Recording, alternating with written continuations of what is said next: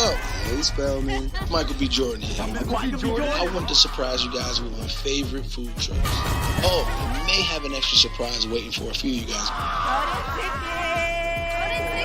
Go see the trailer of Creed 3. We gotta come on, let's go have our lunch and let's go prepare for this. Please hold your love for Michael B. Jordan.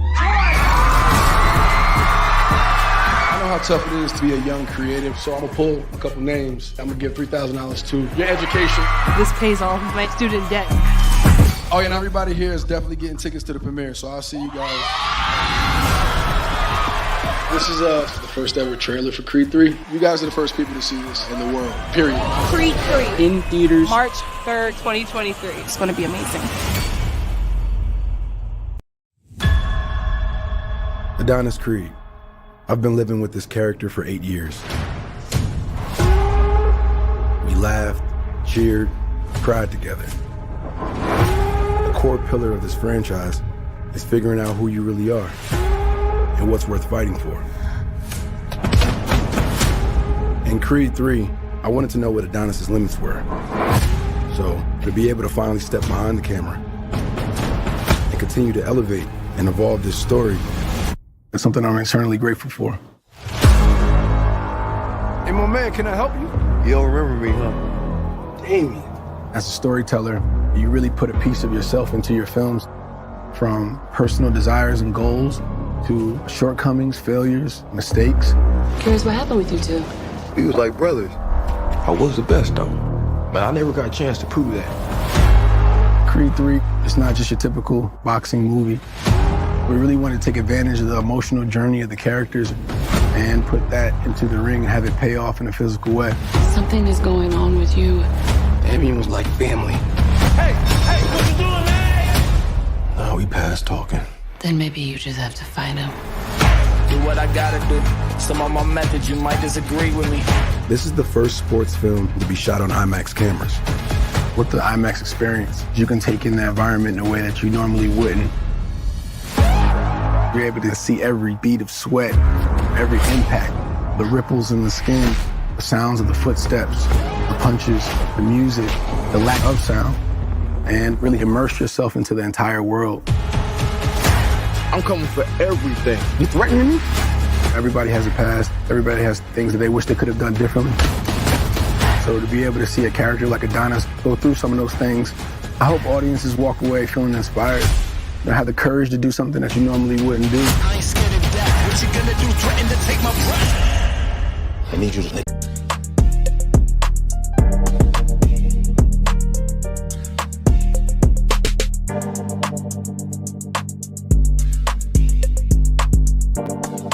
Hey, what's up, y'all? Said the Entertainer. I want y'all to check out Pick TV Network. That's right, Pick TV Network. They got 60 free channels on Roku. This is dope. They also started the brand new Coaching World channel at $9.89. So, if you are a content provider, you are a young business with an opportunity to build a platform where you can have your own show, do some programming, check out Pick TV Network on Roku. They got over 60 free channels for you to check out and also grow a business. Go and see them now. See the content. See what they have to do.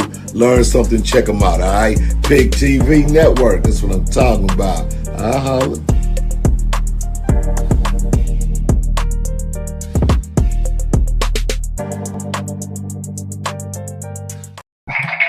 Hey everybody, this is David Evans from Washington, D.C., the nation's capital. We're so happy for all of you who are watching right now. The hottest show on Pick TV Network is Hello America. And we're so happy tonight. We're going inside the ring tonight. And I'm going to bring on, the man from Chicago, Brother O. Came up with another great group of people coming on tonight. A little something different for you guys. Poetry World King is here himself. The Poetry World King is here. Brother, how you feel, man? I'm good. Blessed to be here, and I'm excited about my guest. We just finished doing our last show, and it's been a long day, but I really wanted these poets to come on here today and just talk about the work that they're doing right here in our city. So It's a wonderful night. Yeah, we got to put the work in, man. I want to say hello to everybody watching around the world, our friends in Mexico and those who watching with us from Brazil, France, Panama, Mexico, Paris, Peru, Argentina, Egypt, Canada, Ireland, West Africa, United Kingdom, Australia, Germany. Everybody watching through Roku. This device right here goes around the world with interpreters. So you have this, you got Pick TV Network around the world, 68.9 million people.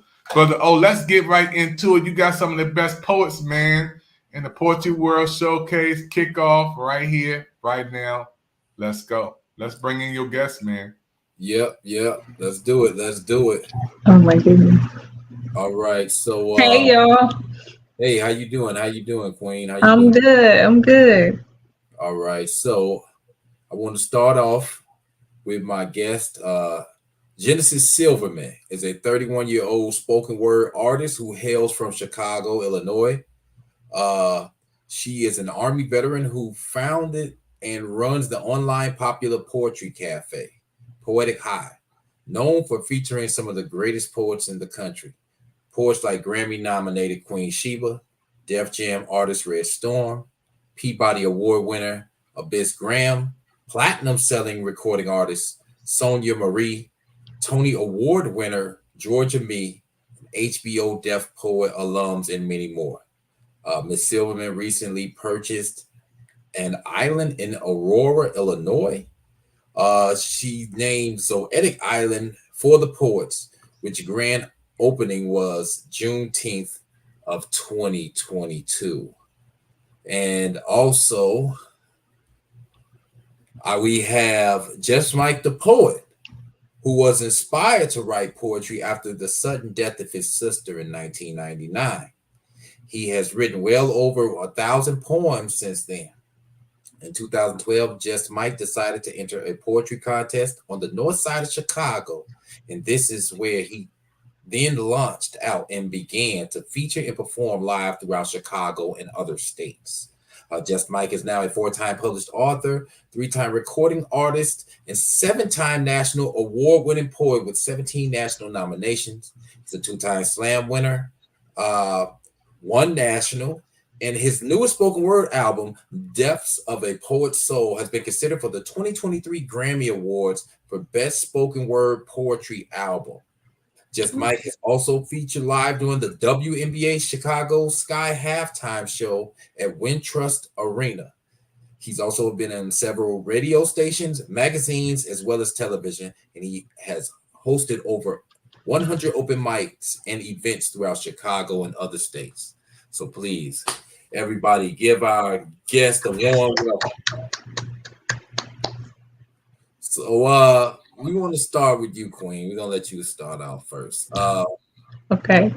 Poetry. How'd you start writing poetry? What sparked your interest? I've always had an interest for it, but not like a deep interest until I started living life and having not so well experiences.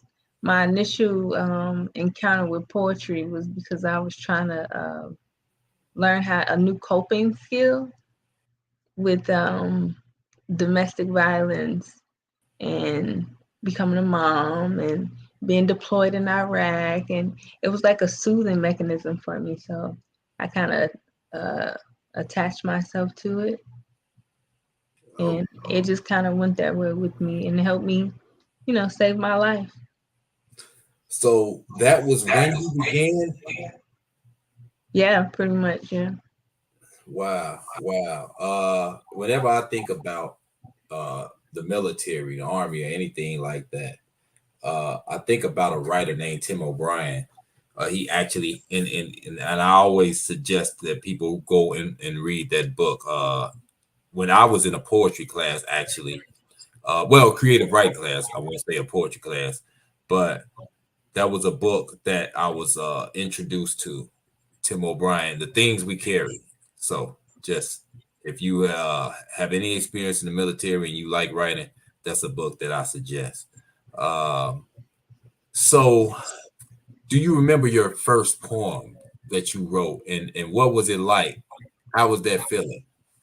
I feel like they kept having me like counseling is big, but in the Black community, it's like cliche, like you're not supposed to do it. They see you as crazy, but it's actually a great tool to have in life to like talk to therapists besides like your family members and stuff like that, because they're not really biased. So like writing my first poem, it was I Am Not Enough, and I really wanted to know where those thoughts were coming from and why I was affected by them so much. So I wrote a poem, and then, you know, I wanted other people to read it and think what they were saying, thought about it, and then everybody was like, oh, you should go to the open mics and spoken word. And I was like, what's that? And kind of like led me into a lady at the VA office when I was getting out of service, when I was retiring out. She was there and she was like, oh, I do spoken word all the time, because I showed her one of my poems, and then she took me, and that was my first time, and I ain't never looked back. So that's kind of where I'm at. If that answered your question. Yeah. So the military, right? I'm curious, what made you want to get in the military? What motivated? Because to be honest, now this may sound like weird, but I didn't want to be a statistic. Living in, you know, the hood, having babies, being on welfare, and I really wanted college, but I didn't have like money. So it was a great trade to get college to be paid for. So, and without having any debt afterwards. So I joined the military. Okay. All right. So Just Mike, you know, I talked about it in your bio, but I like for you to just go back and tell us about how you began with poetry. When did you first get the spark? Tell us about that from your own mouth. Sure. First of all, thanks for having me, Brother Orion. Glad to be here. So that experience, of course, you know, from, you know, the tragic passing of my sister, Lorraine Lisa Williams, rest in peace to her. She passed away in 1999. And, you know, I always had a love for music and hip hop and artistry. And, you know, I used to watch a lot of artists and love what they do. I love their body of work, the way they would come out with albums and, you know, be on the stage performing. And I wasn't a performer because the gift, you know, it wasn't birthed out of me until after my sister passed. And I ended up writing my first poem to her titled A Letter to Baby Sister. And, you know, it was emotional, but at the same time, you know, it was overwhelming. You know, it was overwhelming. It was exciting. And it was just so much deep in emotion when I begun to write, and it started to turn into poetry, you know. So I'm thankful for the gift. You know, it's opened up so many doors for me. And, you know, I'm just passionate about writing. I'm passionate about music, about artistry, about lyricism and all of that. So I'm glad that poetry found me. Okay. I want to ask both of you the same question, and you can answer first, Mike, and then Genesis, you can answer. When did you begin to take, when was the moment? First of all, no, let me ask this first. Did you ever think that you would take poetry seriously? And then when did you begin to take it seriously? Because you both are, you know, serious poets from what I see in the work that you're doing. So for me, you know, I picked up the pen in 2000, about the year 2000, or 1999, sorry, 1999. And I never stepped on the stage, you know, until I was almost 15 years later is when I end up embracing the stage. And I was inspired from, you know, a man in the barbershop. You know, I told him, you know, one of my visions that I had was to write a book. And his words were, you know, you're not going to write no MFing, you know, book or whatever. And it kind of hurt me at the time. And, you know, truthfully, he was telling the truth until he said that. And it sparked, you know, a fire that's in me that's still burning on today. And, you know, just for him telling me what I can't do, that made me write a book. It made me get into poetry more. It made me start traveling and embrace the stages. Man, so that's what kind of sparked me. And what was the other question you asked, Brother Orion? And because I had asked, would you ever take it? I mean, did you ever think that you would take it seriously? And then you really kind of like answered it in a sense, like, when did you take it seriously? You know, Genesis, how about you? I'm writing the question down. Yeah, I do this like so. I do this to a lot of people. You said feel bad. The spark, right? So here's the question again. Again. Did you ever think that poetry would be something that you would take seriously? And obviously, both of you have. So when did you take it seriously? Because I asked you about when you began, but a lot of people write poetry, right? We know that a lot of people, but they don't take that step to taking it seriously as like a career path. So when did I take it serious, and when was the spark? Let's just go with, when did you take it seriously? Just to simplify. Okay, so I started taking this seriously when, I was in Hawaii, and I would do like open mics all the time. And then this lady named Entice, who really got me out into like spoken word, not just poetry. She was just like, hey, can you co-host tonight for me? Because I was always there at all the poetry shows. And she was just wanting me to do it. And the first night I did it, we had like a packed house. Like, it was crazy. And I loved the feeling of like seeing other people enjoy the show and, you know, be a part of poetry and speaking their truth and, you know, having all that. So I had moved from there, and I came to Chicago like 3 years ago. And I was like, you know, I like smoking weed, marijuana, okay? So I don't like drinking. I love smoking weed. And it helped me with my anxiety a lot. So I said, I want to do, a Puffin poetry show. People can come, speak their truth, non-judgmental, and people can be free to, you know, speak freely, respectfully, of course, but no judgment, because people deal with suicidal thoughts every day. Just being here in the vision of God, you know, it's like a beautiful thing that we even get to have this human experience. So if we all come together, we'll realize that in the beginning of our experiences that, you know, we all here for a purpose, and we're here to connect with one another. So we bring them together in that environment while smoking Mary J on a, you know, calm day and, you know, enjoying each other's presence. So that's where I came. And then my first show I sold out, and after that it's just been history. So I've been in the newspaper, and, you know, that's when I took it serious, like, okay, this is my purpose. This is what God telling me I'm supposed to be doing. So, you know, I'm here for the people. Maybe, you know, he sent me here as a prophet amongst other prophets that are real. So that's when I took it serious. And you know, that's interesting because, like for me, I began taking it seriously as a writer first, but I don't know, and I'm gonna ask you, just Mike, but a lot of people, I think, before hosting an open mic, they kind of like take it seriously, and then somehow they get involved in that for different reasons from what I've seen.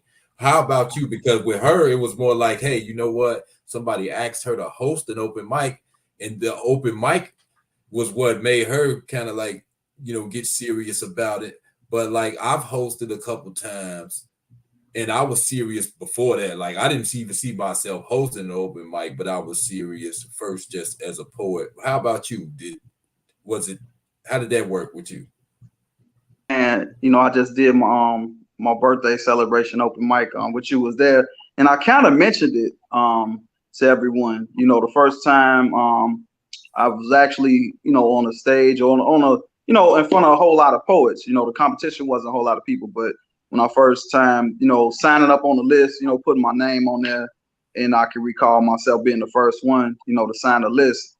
You know, I put Just Mike down there, Just Mike the Poet, and you know, I was kind of serious like you, but after my name was skipped and wasn't called, you know, for hours and hours and went past, and all the poets had left out, and I was still standing there waiting to perform. There was only about 14 people in the room. That's what really, you know, it flipped another switch in me, and that's when I said, you know, I'm really going to take this serious. You know, I'm gonna put everything that I have into this. You know, this is a gift that I'm passionate about. It helped me, you know, in my life. Same thing, you know, with you, sis, and it kind of helped, you know, save my life. So I'm passionate about it, and I'm doing it for a cause. You know, it ain't just up here flipping some bars or trying to win a poetry contest, anything like that. You know, this has helped heal me, and it inspires so many other people, you know, as my journey continues on. So, you know, I usually get struck through pain. So when that pain happened from, you know, somebody tell me never write a book, then going to that open mic and they skipping over my name, not calling me up because they don't know me, know who I am. Like, you know what? At the end of the day, they're going to know who Just Mike the Poet is. And that's the attitude that I had, you know, since that night. And I can feel that. I can relate to that because the frustration, the anger is what motivated you. You know, people overlooking you, and that's something that I experienced, and that's why it's kind of funny. Like with her, she was just asked to host an open mic, and you know, she took it seriously from there. But I've had that experience about how open mics are like cliques. I talked to a few people, right? Like it seemed like it's a clique thing, and so for me, having that experience coming in, people don't know you. They might overlook you. They got their friends or the people that they familiar with that they prefer, show a, you know, preference to. That frustrated me, and that was what. And I don't know whether this might, and I like you to answer this, Just Mike. I know some people who started doing open mics just because of that reason, because they felt like they were being excluded or looked over. Was that your motivation, or whatever your motivation was for starting open mic? But I know there's been some people's. How about yourself? That was also a bit of my motivation as well too, because when I got on the scene, man, and then I just wanted to be heard, man. I wanted to get my words out. So, you know, whenever I do my open mics, man, my number one rule is for everybody to be heard. You know, everybody that signs a list to be heard. You know, if I have to pay for an extra hour just to have the venue space for them to spit and perform, you know, I want everybody to be heard on that mic, whether you reading off the paper, you know, whether you just telling a story or testimony, something you might have been through, or if you're trying to really perfect your artistry and your performance. You know, it's a platform for you to do that. You know, it ain't about no skipping over nobody. You know what I'm saying? If you sign your name first, unless you want to go a little bit later, other than that, you know, you're going to get called. You know, we're not going to put you last, anything like that, because I look at it like a business. You want that person to come back to your open mic, you know, especially if they pay $5, $10 or whatever it is. You know, you want them to come back, and, you know, you just don't do people like that. You don't do artists like that, you know. So, yeah, it did inspire me to start doing my own platforms. And lastly, this last question for both of you, and then after this question, we're going to go to a commercial break. And you could go first, Mike, with this question. What some of the struggles, right? How difficult and how much of a struggle is it to run an open mic? Man, it's a lot that's involved and comes with it. I say that, first of all, you have to have patience. You have to have a lot of patience for other people, because you're dealing with, you know, just open mic, you're dealing with attitudes. You are dealing with, you know, I want to say things have to be done in order. There have to be a sense of order, because that's how your set is going to be ran. You know, you have to play certain music. You know, if you come in, you know, rowdy, okay, you might have a rowdy crowd, you know. So to get into like a neo soul feel or something poetic, or even playing music of other poets and artistry and stuff like that. And, you know, you just have to be aware of, I believe, so much, you know me, man, like even with my cell phone, people are calling me, you know, hey, is the event on so-and-so, you know, Google search. We have Google search. So what I do now with my phone is I give it to my assistant. So doing my open mic, I don't even have my phone in my hand.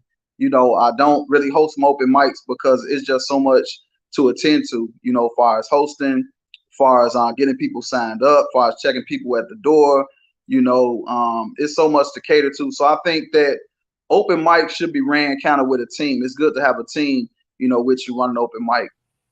That's for me, so it's a lot that comes along with it. I do workshops on that particular subject, and people could definitely connect with me through one of my workshops or conferences that I do about hosting and running open mics.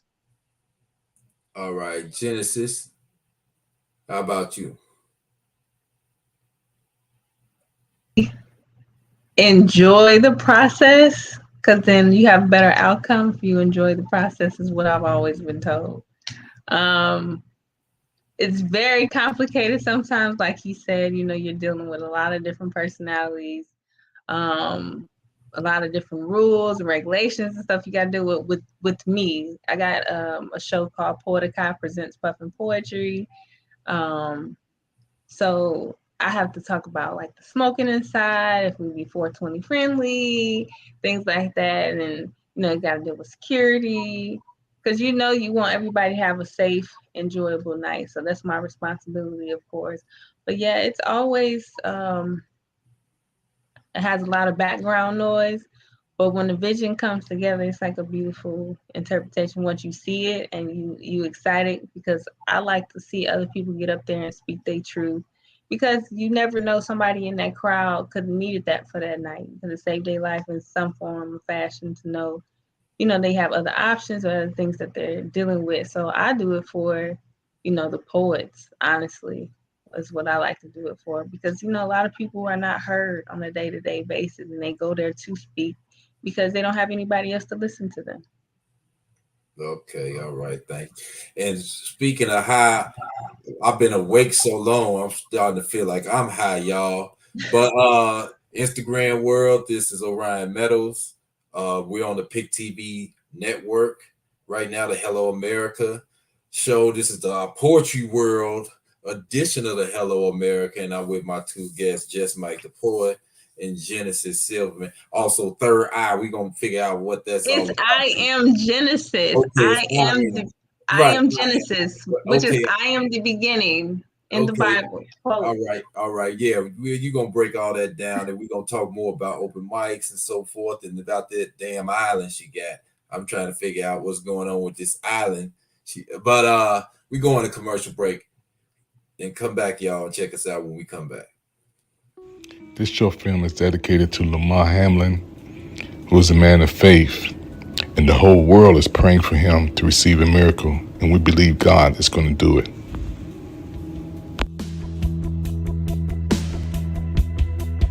And I just grabbed his hand a little bit harder, just because you never know when like the last day could be that you getting to experience something like this, so I'm cherishing it every moment. It feels so surreal, like I can't even describe it, but I cherish it every second that I can, every second of every day. We just had our prayer, our DB prayer we do every Wednesday. Outside, he was next to me, and I just grabbed his hand a little bit harder, just because you never know when like the last day could be that you getting.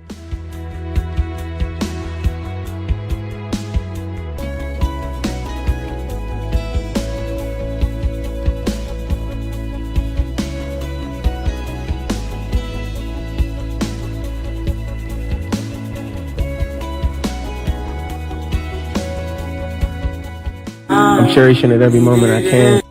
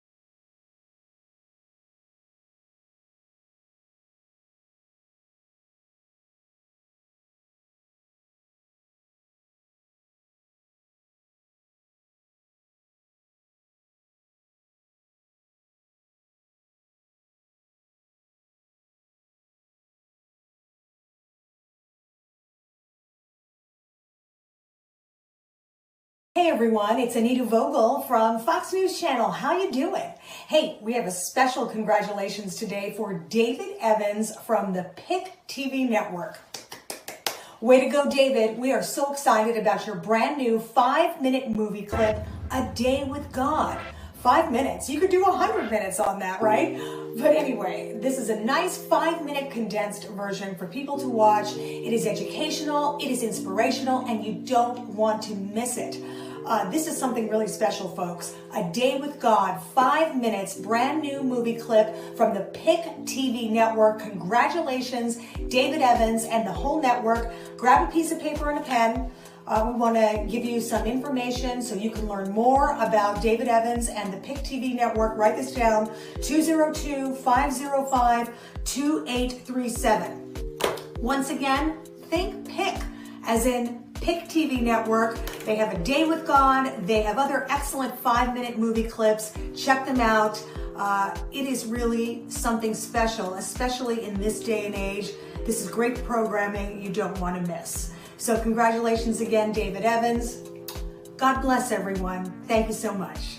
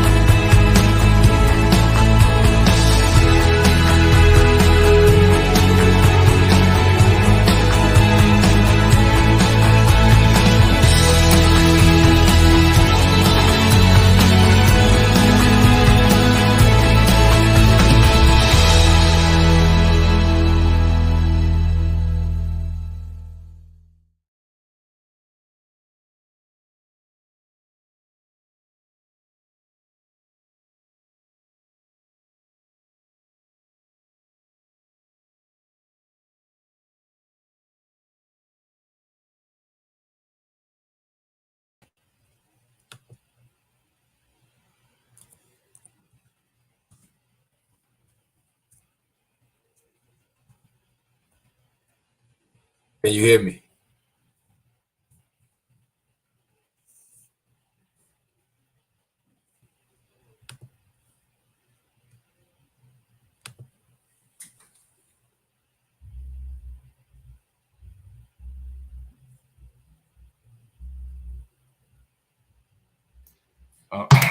Thank you, Brother O. The #1 show in America, man, on Pick TV Network.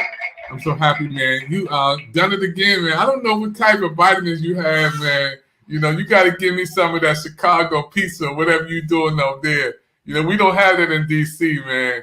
So I'm right behind the White House, at the White House in D.C. We still don't have what you got, man. So, man, help us out, bro. Nah, you know, out here, man, we grind, man. We natural hustlers in Chicago. We get it, man. You know, you just got to get out the mud. So that's what we do, you know?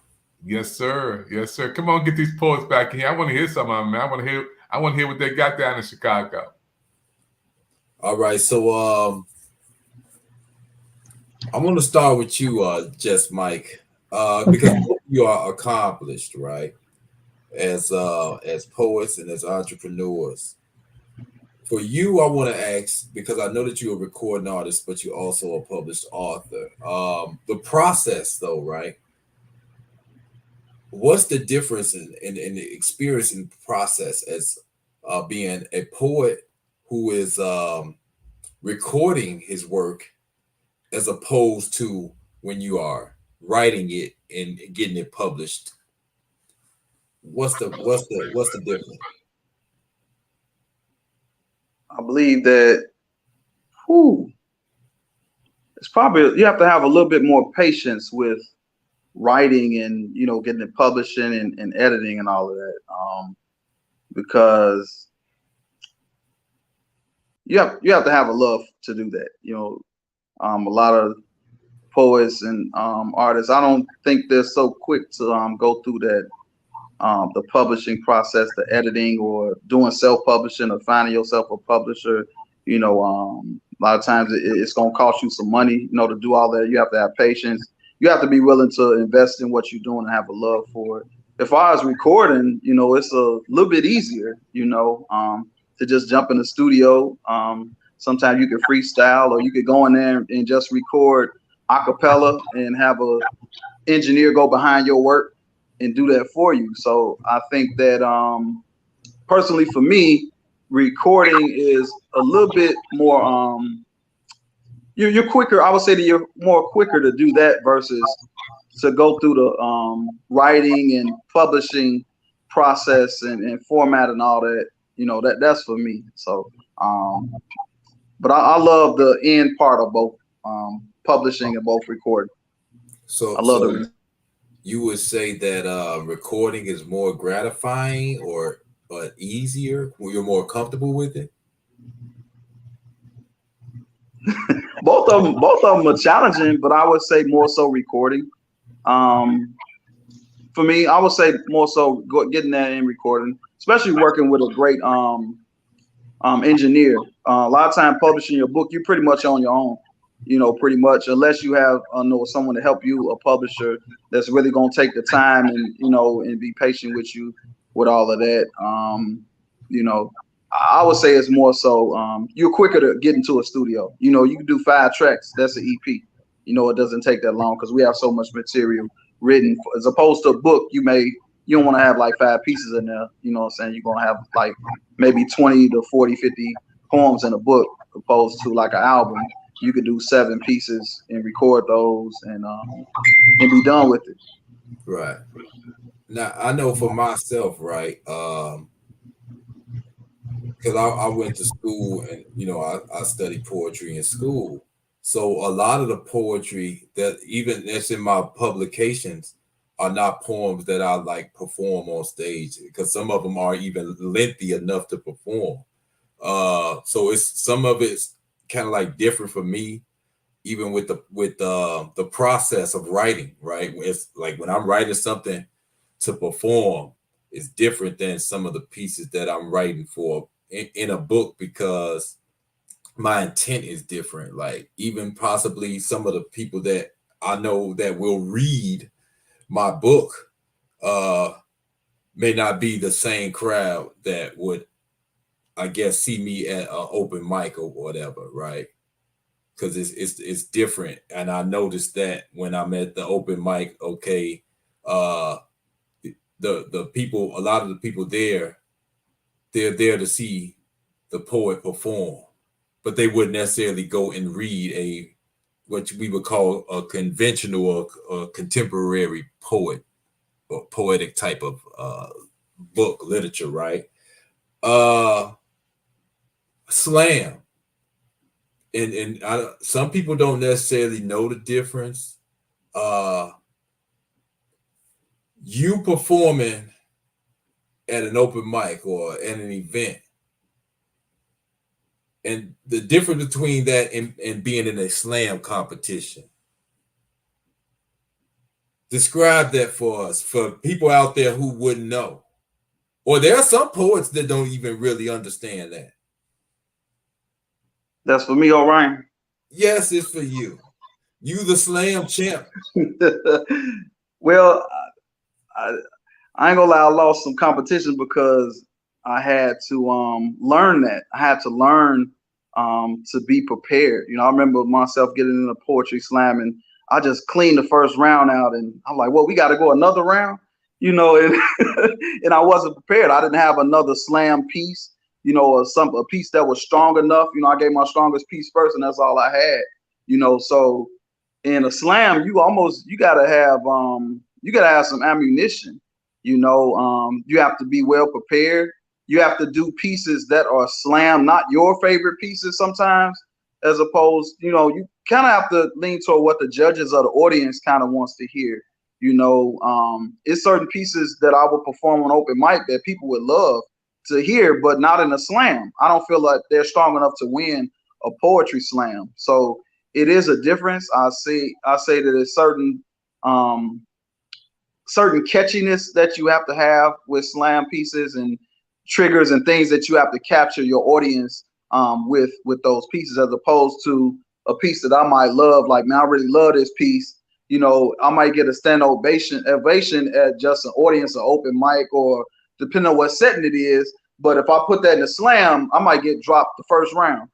You know, so you kind of have to know your what pieces to do in a slam. And I would suggest, as far as a slam, to because I've judged slams before, and I would suggest that you know, if you don't have it, I'm big on memorization. You know, if you're talking slam, I'm big on memorization. I'm big on you know, your stage presence, you know, your vocals and being projecting your voice, and also different material. That's for me.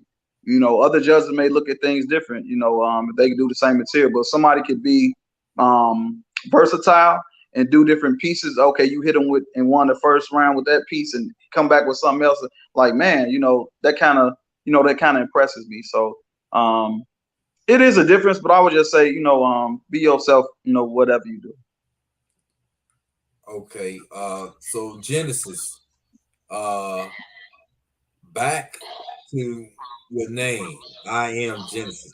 Because when I see the 3, I'm thinking third eye in my mind. But now, yeah, I see it. The name. You on mute. Okay. There you go.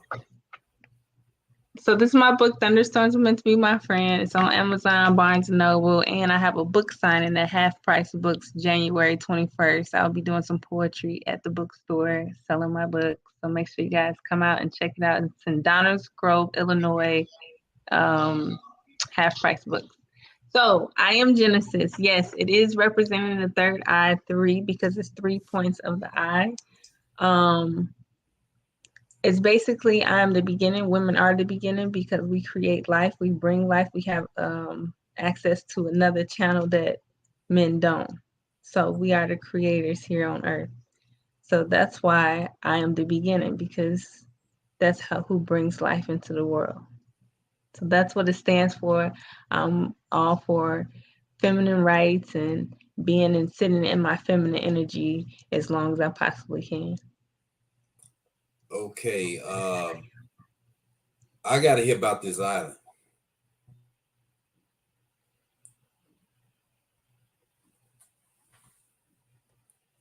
Am I the only one paused?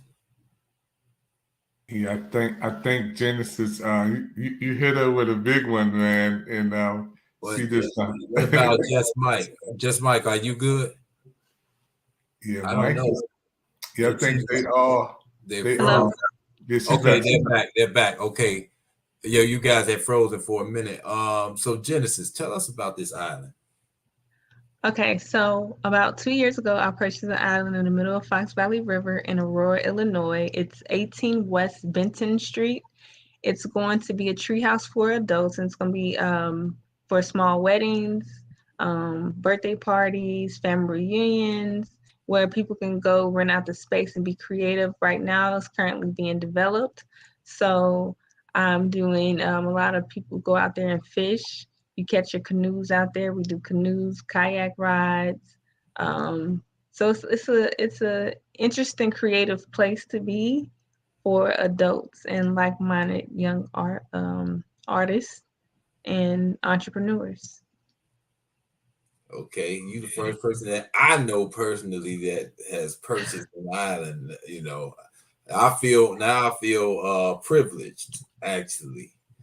Well, I need as many sponsors, people that want to donate to the cause, because I'm trying to build it for the community to show that we are able to have this access and be out here, you know, supporting each other and bringing these visions that God give us to the world. Now I can tell the guys in the joint, man, I rock with people that got islands. I came out here and I sat with people that got islands. Yes. I have an island, and I can send you some pictures maybe next time, or you can show them, or whatever the case may be, or come visit because it'll be open all summer. You guys just check me out on 3YEM_Genesis on IG. I'm coming. I'm coming to visit. I got to see this. I got to see this. Come through. It's called Goetic Island. I got to flex. So I'm coming to see that. So what I want to do is I want to give you both an opportunity to present some of your work. So I guess I will start with you, Miss Silverman. You got the floor. Can we curse or no? No, not on national TV, Queen. Okay. Let me see, how would I do this?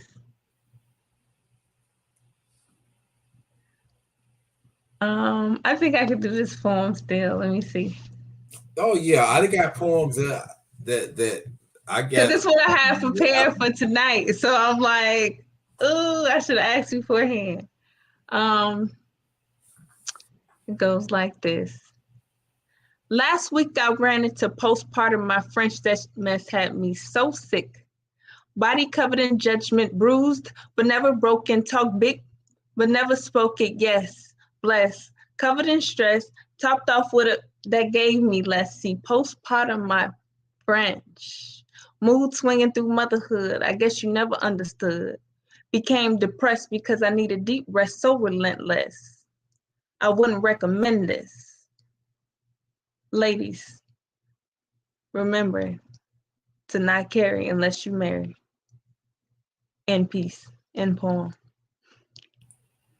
All right. That's nice. I love the delivery. I'll be able to hear the explicit version one day. But no, it was still dope, the delivery. It was still dope. It was nice. I was like, dang, you just did me like that. I'm thinking we could say whatever we want to say. I didn't even know we was doing all this. Well, see, this is a lesson for you too, though. You gotta have some poems that don't have that, or I do another version. You have to, like, I got a piece called Inmate Appreciation Day, right? Mm-hmm. And I say it, and it has profanity in it. But then I also have a version where I don't have it. You know what I mean? I created it because I knew that I would end up in a space where I could use certain words. So, Yes. I think I pulled it.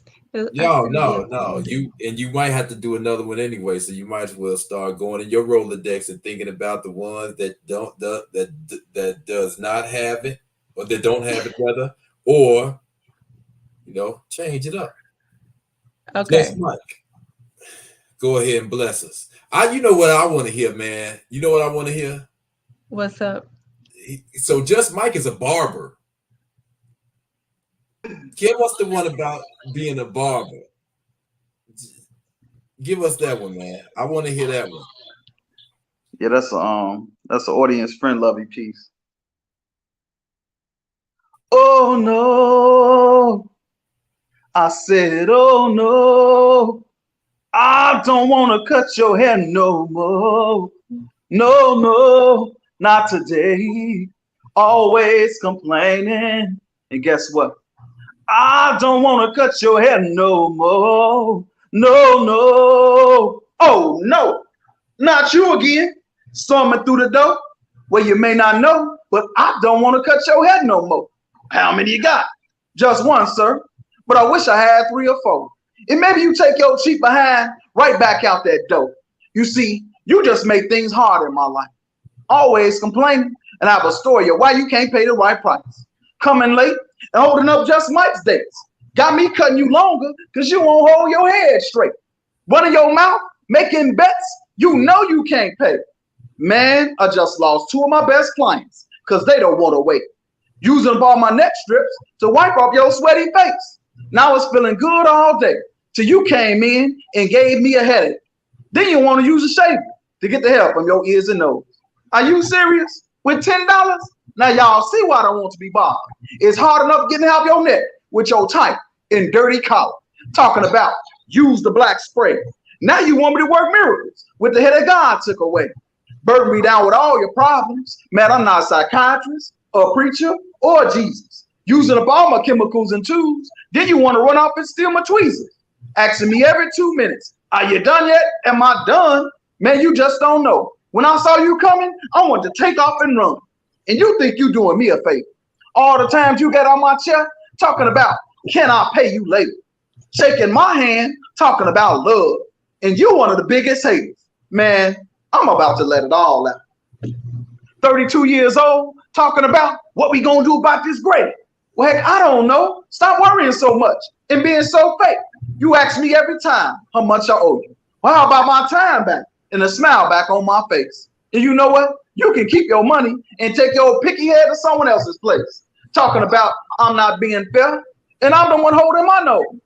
Because you done stunk up my check. Man, if all my clients were like you, Just Mike will retire from cutting hair. In peace, y'all. Hey, and so we got a guest actually watching from Instagram. And you matter of fact, she goes by the handle Fro Foodie on here. But y'all probably seen her, especially you, Mike. You've seen her around. Shakira, isn't that how we pronounce your name? Shakira. You know what I'm talking about, Mike? Was she watching anyway? She was inquiring about your island earlier, Genesis. It's in Aurora, right? She's muted, Dr. Evans. 18 West Benton Street. Okay, yeah, that's what she was. 18 West Benton Street. So that's what she was inquiring. So this was, since both of you guys host open mics, I wanted to ask you, what was the weirdest or worst experience that you might have had at an open mic? I want you to tell me that one, and then what was the greatest experience that you had at an open mic, or most exhilarating? Hosting it now.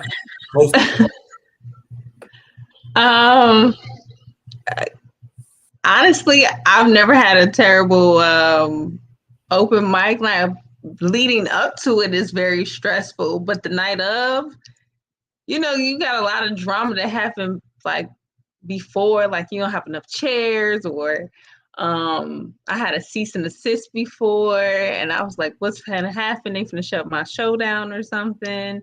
But they didn't. It wasn't for me. It was for somebody else. They thought it was for me, but it wasn't. But I've never had like a bad open mic, like never. So we gonna keep it going. Okay. But the best thing that I loved about my open mic shows, I had 150 something people come to my show, and I was just like amazed at the turnout, because I was just really didn't think people was vibe, but I am a vibe. So, I had to ref it because I was extremely excited. So that was like my favorite thing. And then I had some Def Jam poets come, and I watched them when I was a kid on TV with Mos Def. So I was definitely, starstruck to a certain extent, like, oh my God, I get to be in the room with legendaries, who I see as legendaries. And I just never felt like my feet was big enough to fit in their shoes. And it just turns out they are. Like, that imposter syndrome kind of left real fast when I realized, people want to rock with me. So, I'm just grateful for that, and I'm thankful for it. Good. You just made my job easier, because I was going to ask you about that too. Some of the people that were that you talked about that you would have been in the room with. So yeah, thank you for doing that. I had to ask that question. You went ahead and answered it for me anyway. Just Mike, you. I'm kind of like Genesis. Most of all of my open mics, you know, they have ran smooth, and you know, it's never been anything out the ordinary that stands out, other than when I made a transition from doing my open mics at a church, and you know, the end time was 10 o'clock, and you know, they told me we don't want the mic shutting down at 10. We want y'all out the building at 10, and they wasn't playing because they had literally shut the lights out, you know, and I can recall that, you know, and that kind of made me switch the way I kind of, you know, do things, and I held it up. This is leading into, you know, one of my most maybe happy moments or successful moments is when I did it. A lodge was open to me, and they know they didn't charge me anything, and you know, we went over the time, and they said, "Don't worry about it, just Mike. We love what you're doing, you know, for the community. Man, I love the performances going forward." And there was no charge to come in. You know, people just donated like $2 for socks for the homeless, for the community. And you know, somebody there, they loved what I was doing, and they donated a TV for my raffle. You know, so that was probably one of the most exciting moments for me. And you know, it don't matter what building I'm in, man. I go where the love is at. You know, so you know, those are the two moments for me, as far as like, you know, I'm doing open mics. I'm not gonna lie to you, right? I have one of my pet peeves is this: when a poem is just too damn long, and the person, no, I'm serious, right? Like when the person keep on going over and over and over, and then it takes away, but they don't realize is, you know how some people they try to keep it on. Yeah, and it's like you took away from it now by constantly going on and on and on, because there has to be an end point. And some people don't know when to cut a poem off, you know, and so that's like, sometimes that's like, that bothers me. Like, could you please end this poem, man? Because you just long, and you just got us here. You got us here. And I saw that happen a few times, man. Like that, I remember I was at this one that Geronimo Speaks. He was right, and there was this one guy, and he just kept on going and kept on going, and you could just see Geronimo was trying to be like kind of like courteous and nice to him, but the man should have been finished. Like, it wasn't just one piece. He started putting another piece and then another piece, and was like, we know that ain't the same piece, man. That ain't the same piece, man. You done threw some more pieces on there to try to stay on the stage longer. So, yeah, so we got the music going on. What's happening, Dr. Evans? Oh, man, I'm just excited, man. This is one of the greatest shows I ever had in Portland. I'm just laughing, man.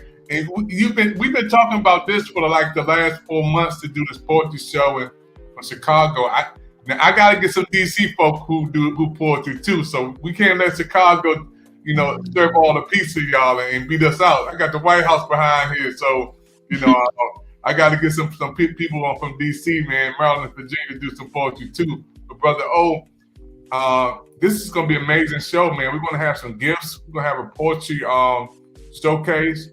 It's the first one tonight, man, and they are outstanding, man. That barber one is so funny, man. We need to put that into my short movies, man. We need to add that to my movies. And the Queen, man, I didn't know she had that much clout, man. In the island, I'm coming. I got to tell my wife we need a little getaway place to come to. Is it in Chicago, Queen? That's where your island is? It's in Aurora, Illinois. It's about 40 minutes away from Chicago. Right. Wow. I don't. The last time I was there, Michael Jordan was getting ready to retire, and they had won the championship, and they were trying to keep him. So you know how long I've been in Chicago. It's been yeah. That's been a little while. Yeah. So I want some pizza when I come, though.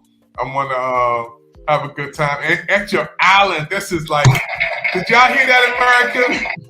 This Queen, not Oprah, not Tyler Perry, Not Steve Harvey. This queen on our broadcast has her own island. She bought an island, and we gotta bring you back because we're gonna get some sponsors. We're gonna get some people to help out to do what you do, and we're gonna, Yeah, I appreciate that. I really would. We gotta bring you on, and guess what? We got people all over need to be coming to this island. The Queen has an island. People in Brazil, France, come on here. Come on, we got a place we gotta come to. Colombia, Mexico, Panama, Paris, Peru, Argentina. Hey, then we gotta put the Queen's place in here. We gotta add you to the list. On here. Poetic Island. That's crazy, man. Yeah. So Brother O, man, this has been a wonderful show, man. And we're gonna have to wrap it up, man, and bring them back again. I enjoyed them coming on the broadcast today. And it's a lot of fun. I can tell you in your element too, man. The Prison Freedom show that you over is one vibe, but I can tell you were on a whole different. I mean, you can do this in your sleep, man. I mean, I know you're tired, boss. I know you've been rolling, man, but this is something that your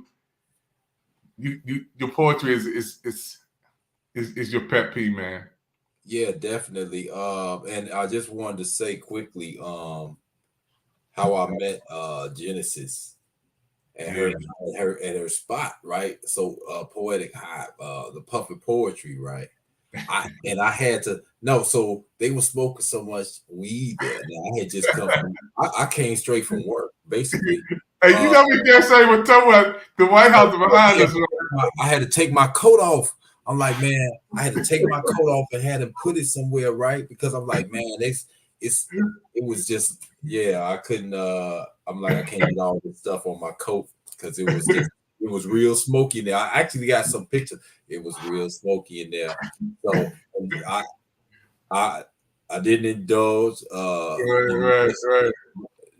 But I wanted to just honestly see how she could get a crowd, because just the name in itself, right? It's alluring, right? People, when I saw it, I was like, okay, what is this? I had never heard of it. I Googled poetry events near me, and I saw that, and I was like, I never heard of that. Why haven't I heard of that? And so I had to go. I said, let me see what this is about. And but it was nice. It was a wonderful experience. So I want to thank you, Queen. You in the class all by yourself. You know what I'm saying? So I just wanted to do a shout out to OG Radio, who sponsors Poetic High, and my team, Radio Real, and AK, Mr. AK. Like, we do our radio shows. It's tomorrow. Any poets out there that really want to come spit, they can. Hit me up and then get on the mic tomorrow. Come and speak your truth, whatever you need to let out. Let it out. Just Mike, you any shout outs, anything that you want us to, the audience to know, or whatever before you go? I just want to say thank you, Brother David Evans, also you, Orion Meadows, and you too, Sister Genesis Queen. I appreciate all of you all. And thank you all for having me.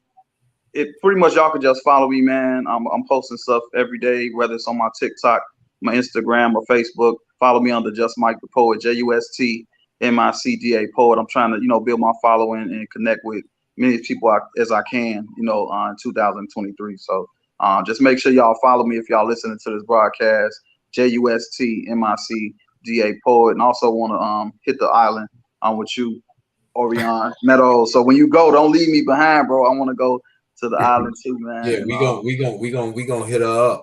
And with that being said, Genesis, take us out with a piece. I'm putting you on the spot. That's what I do. I do this all the time. Like that. Okay, so I just went through like a separation, and I was in my Fifi. So this is the poem that I came up with. As we all go through our feelings. It goes like this. I may be cute to the opposite race, but I wear my brokenness all over my face. And that's not attractive in my particular case, because these men can smell it from a mile away. See, these breadcrumbs you fed me didn't fill my cup, but I sure ate it up.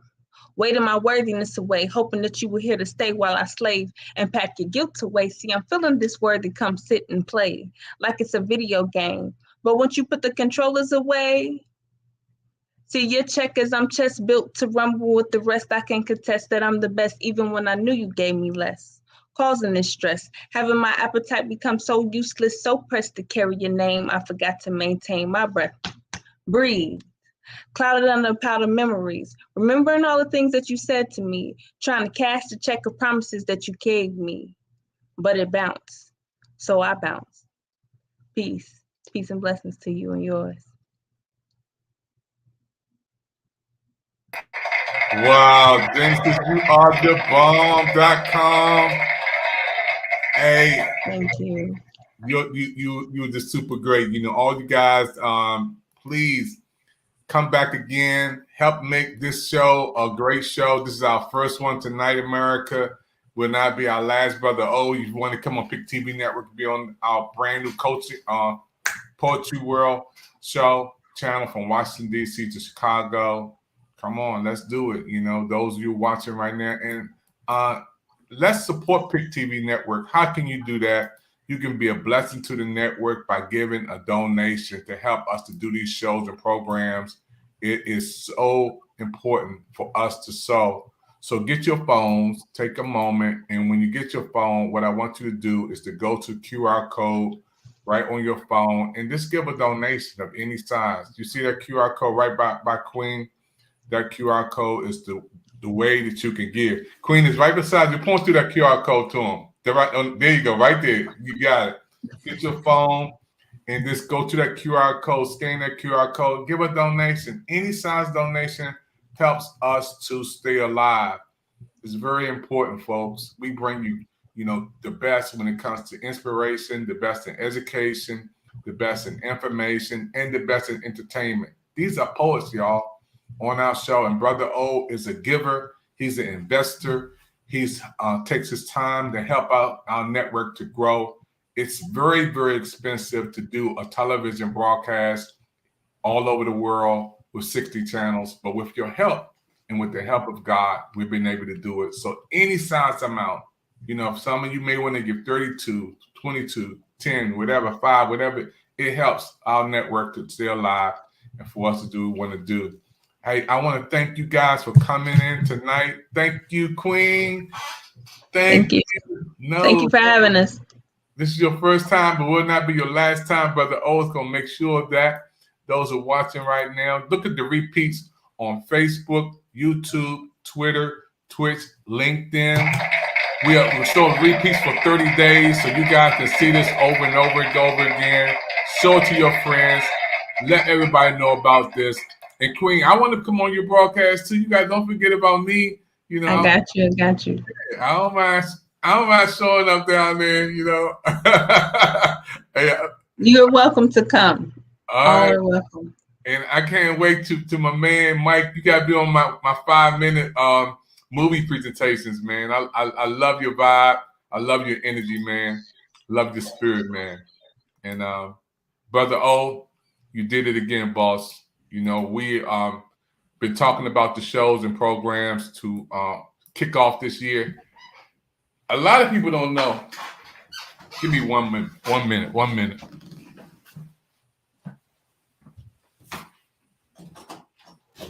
What you got for us? Man, Brother O, this man has his own award from the Pick TV Network. An award, the Prison Freedom Channel, Pick TV Network. This brother right here. I'm trying to get it right. I'm trying to move it. Yeah, you got it. You got it. Right there. He has this award, this trophy. It's big too. And we put this in the archives, the #1 show of the year. This man right here, y'all, he's the one. You know, I want to thank him for the shows and programs that he brings on our network to help us to reach people around the world. And I salute you, bro. Whenever you call me, I'm gonna answer the phone, right? You got the hotline. You see that house right behind me? That is the most powerful house in the world. You know, and you can get through to it, man. You can get through to it, man. I'm here in DC, And I'm so happy for all of you watching the broadcast. Thank you, everybody, for watching. Don't forget, we also praying for Brother Hamlin. Please, everybody, this brother, we watched him on the football field, and he's fighting for his life. We're praying for his mother. We're praying for all of the family members that he has there. And this is a special time, folks, that he's not out the neck of the woods totally yet, but we're praying for him. And I need everybody who's watching, let's pray for him. Let's pray for his family. And we dedicated a short film that I put together for him. It's only a minute and like 21 seconds, but I had to do something for our brother. And then we dedicate to him. We're going to close out with this. This short film is dedicated to Lamar Hamlin, who is a man of faith, and the whole world is praying for him to receive a miracle, and we believe God is going to do it.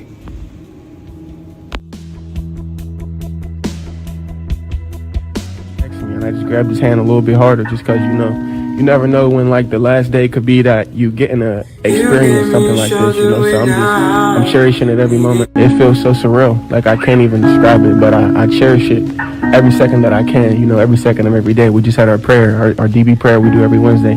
Outside, he was next to me, and I just grabbed his hand a little bit harder just because, you never know when like the last day could be that you getting.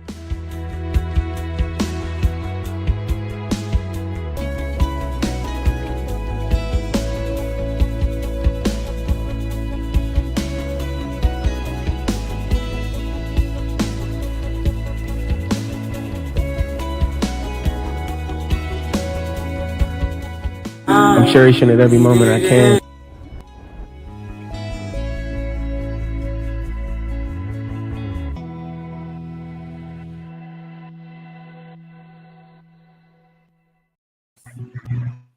Thank you again for watching, everybody. We'll see you next time on Pick TV Network. This short film is dedicated to Lamar Hamlin, who is a man of faith, and the whole world is praying for him to receive a miracle, and we believe God is going to do it.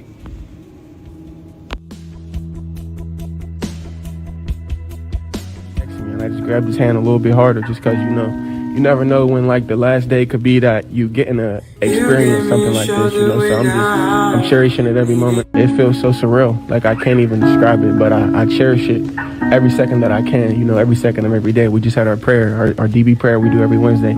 Outside, he was next to me, and I just grabbed his hand a little bit harder just because, you never know when like the last day could be that you getting.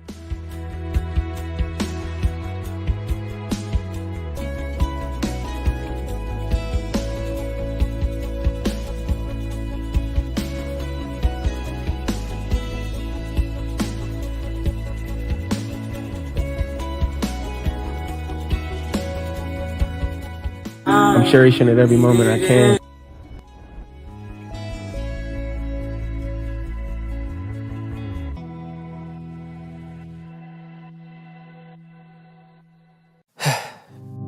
We've all been hurt at some point, even abandoned. Many of us have done the hurting ourselves. We get to the point where we don't trust anyone, nor do we feel worthy of being loved by anyone. Then there's that one person who just doesn't give up on loving you. Their love is unconditional. Their love stays long enough for you to heal. And then they promise to never leave. That's love you can count on. God's love.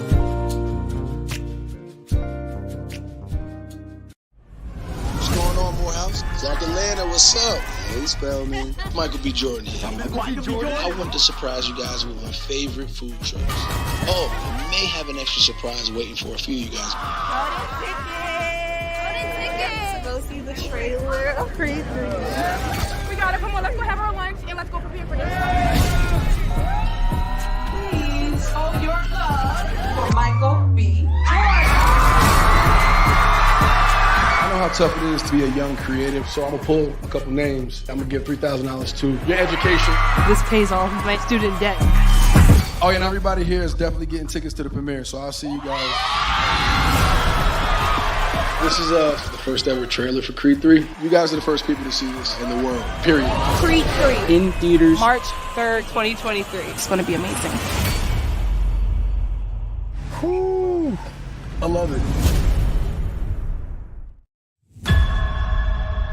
Adonis Creed. I've been living with this character for 8 years.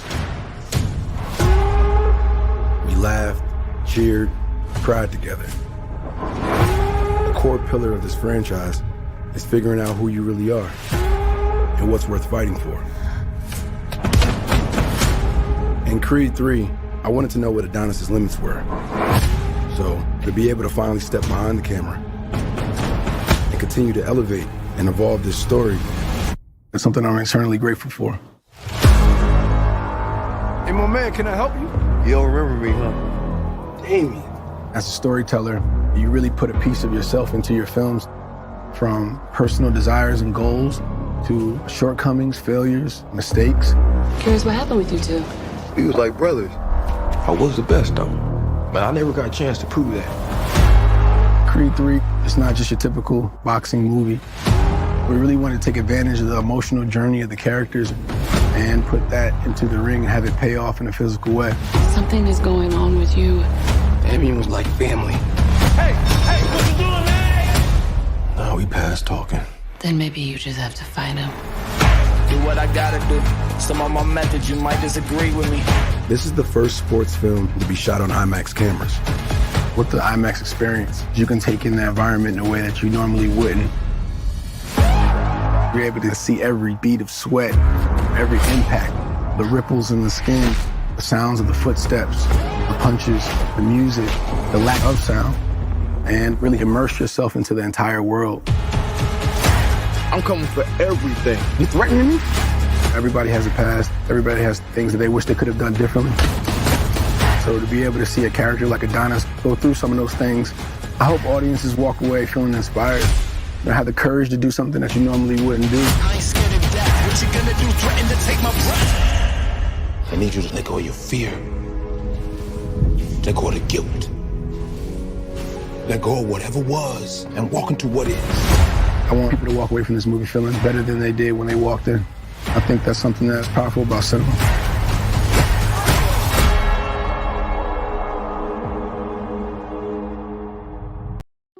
This short film is dedicated to Lamar Hamlin, who is a man of faith, and the whole world is praying for him to receive a miracle, and we believe God is going to do it.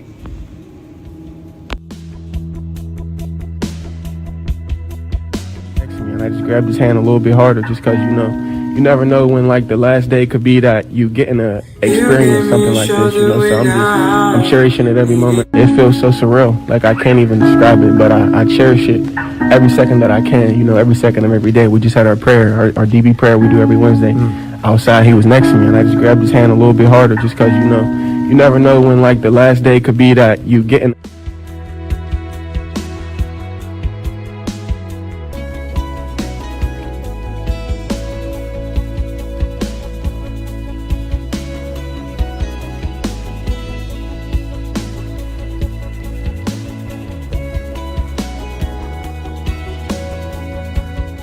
I'm cherishing it every moment I can.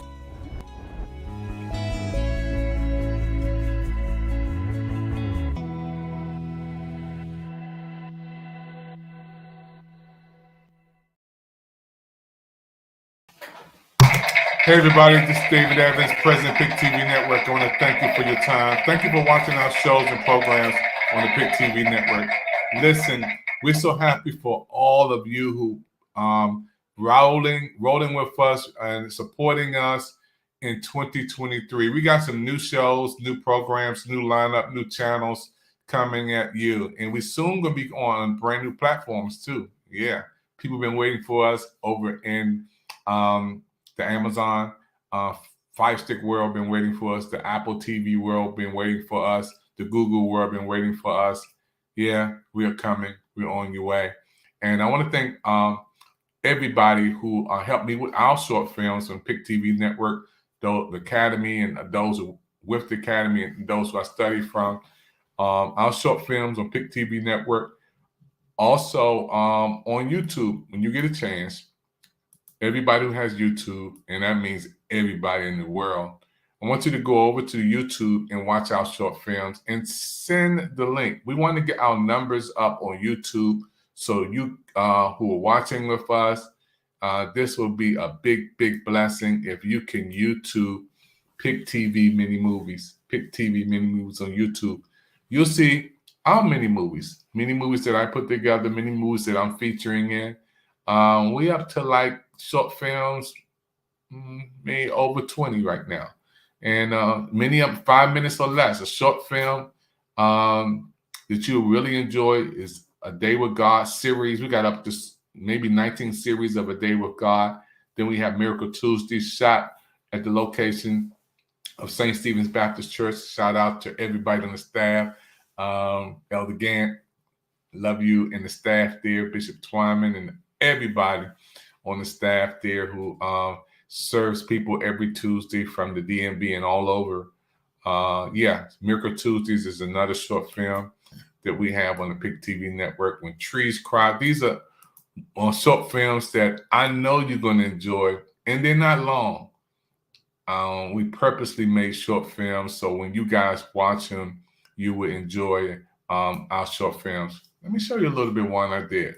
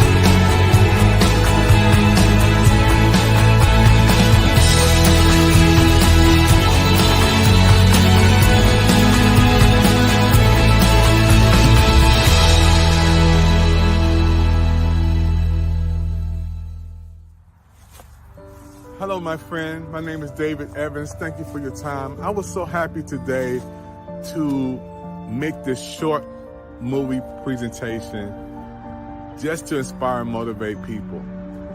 And I thought about this title, When Trees Cry, because everybody can relate to seeing a tree and having the trees around. But could you ever think about the tree itself? We human beings, we're not human things, but the trees, they are nature's greatest gift. One of God's greatest gifts to the world is trees that produces oxygen, trees that produces shade. Trees have a special significance in the earth. It's beautiful. And when these trees that we see go through a transformation, it's major. So I entitled this message, When Trees Cry. Welcome to this special segment, When Trees Cry, presented by David Evans, and dedicated to everybody who are nature lovers, When Trees Cry. As you look at these trees right here, the trees are beginning to lose leaves. Leaves that was once strong and vibrant. Leaves that was once producing shade and oxygen. Now the leaves have fallen to the ground. Trees are beginning to cry. They're crying because now the tree that used to be strong and vibrant, now the changing of the season and time, the trees are no longer growing in that place, and some even fall down and loses life forever. Then other trees begin to grow and blossom. And as time goes on, these trees again will lose the leaves, and leaves will fall to the ground. When the leaves fall to the ground, these same trees that... Wow. I know you want to see more, and you can see more.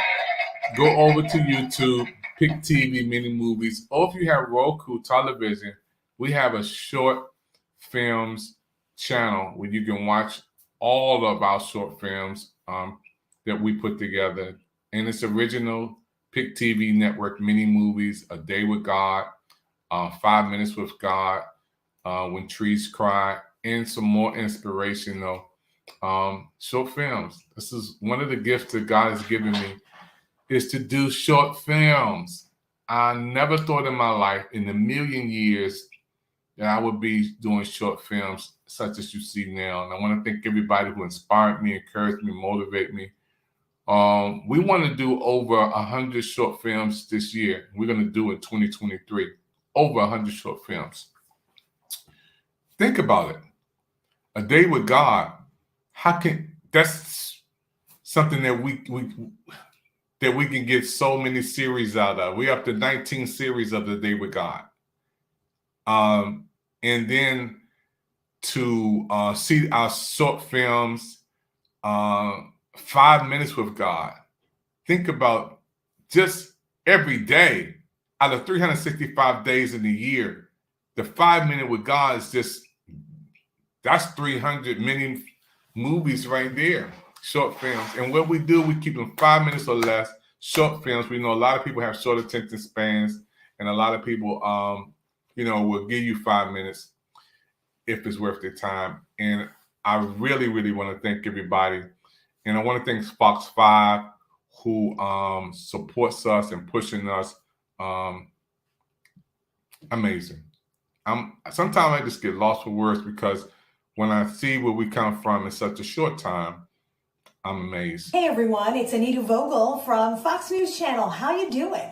Hey, we have a special congratulations today for David Evans from the Pick TV Network. Way to go, David. We are so excited about your brand new 5-minute movie clip, A Day with God. 5 minutes. You could do 100 minutes on that, right? But anyway, this is a nice 5-minute condensed version for people to watch. It is educational, it is inspirational, and you don't want to miss it. This is something really special, folks. A Day with God, 5 minutes, brand new movie clip from the Pick TV Network. Congratulations, David Evans and the whole network. Grab a piece of paper and a pen. We want to give you some information so you can learn more about David Evans and the Pick TV Network. Write this down, 202-505-2837. Once again, think Pick, as in Pick TV Network. They have A Day with God. They have other excellent 5-minute movie clips. Check them out. It is really something special, especially in this day and age. This is great programming you don't want to miss. So congratulations again, David Evans. God bless everyone. Thank you so much.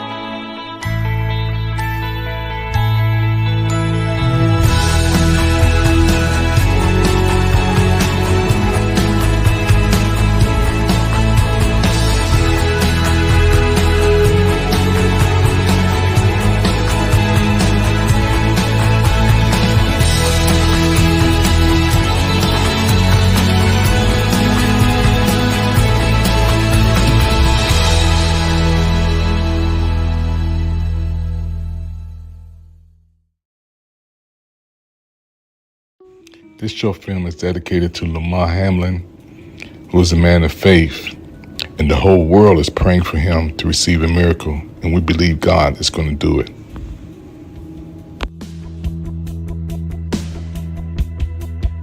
And I just grabbed his hand a little bit harder, just because, you never know when the last day could be that you getting to experience something like this, so I'm cherishing it every moment. It feels so surreal, I can't even describe it, but I cherish it every second that I can, every second of every day. We just had our prayer, our DB prayer we do every Wednesday. Outside, he was next to me, and I just grabbed his hand a little bit harder, just because, you never know when the last day could be that you getting